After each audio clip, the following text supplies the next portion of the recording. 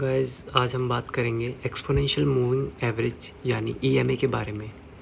एक powerful trading tool जो आपको मार्केट ट्रेंड आइडेंटिफाई करने और बेटर ट्रेडिंग डिसीजन लेने में मदद करता है।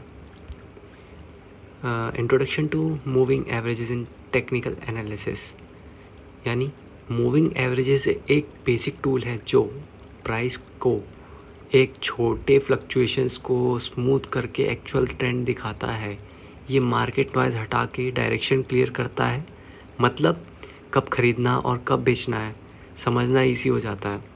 As you can see in this PPT, you can read it.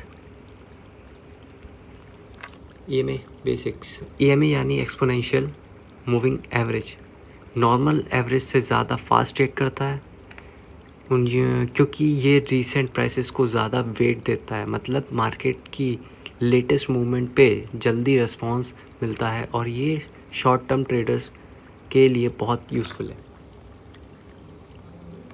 Read this if you want. ये बेसिकली कि फॉर्मूला है जो कि आपको तो कैलकुलेट नहीं करना है, थोड़ा मैथ्स भी हो जाता है ये हमें कैलकुलेट करने में। पहले पीरियड्स चूज़ करते हैं जैसे 12, 26 या 50, फिर यानी कि ईएमए सिलेक्ट करना basically.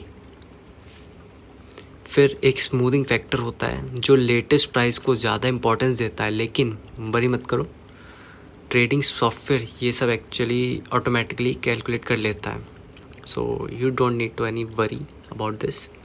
It's a tech and process.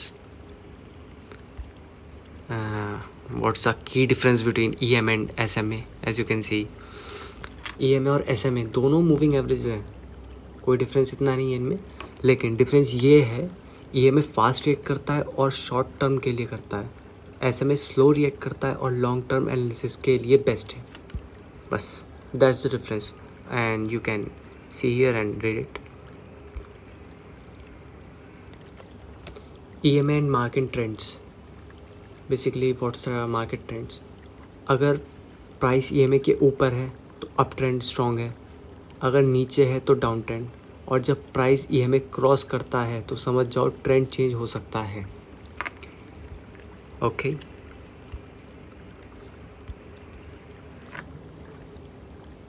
And basically the popular EMA periods 12, 26 EMA, 20 EMA, 50 EMA, 200 EMA।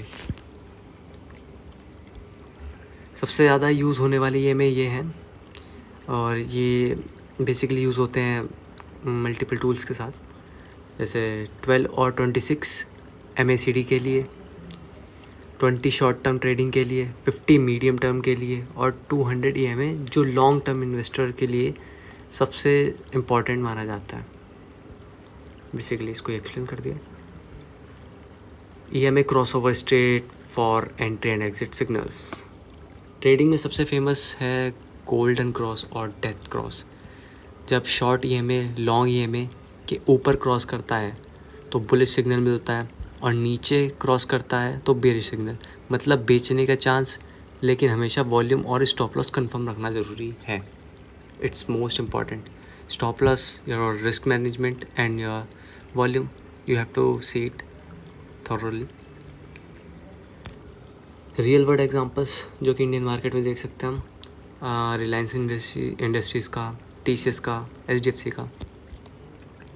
Reliance ने 200 EMA क्रॉस करके 50 EMA के ऊपर गया और बहुत अच्छा बाय सिग्नल दिया, ये देख सकते हो, 2023 की बात है। And same as other. And what is the practice tips from my side for implementing EMA in trading strategy? EMA के को सिंगल यूज़ मत करो, हमेशा RSI MACD जैसे इंडिकेटर के साथ कंबाइन करो। सिग्नल आने के बाद 2-3 कैंडल का वेट करो और रिस्क मैनेजमेंट हमेशा फॉलो करो। रिमेंबर, EMA एक टूल है, मैजिक नहीं, इसलिए पहले पेपर ट्रेडिंग करो और फिर रियल पैसे लगाओ। ये बेसिकली हर ट्रेडर को करना चाहिए। We will talk about this in next video.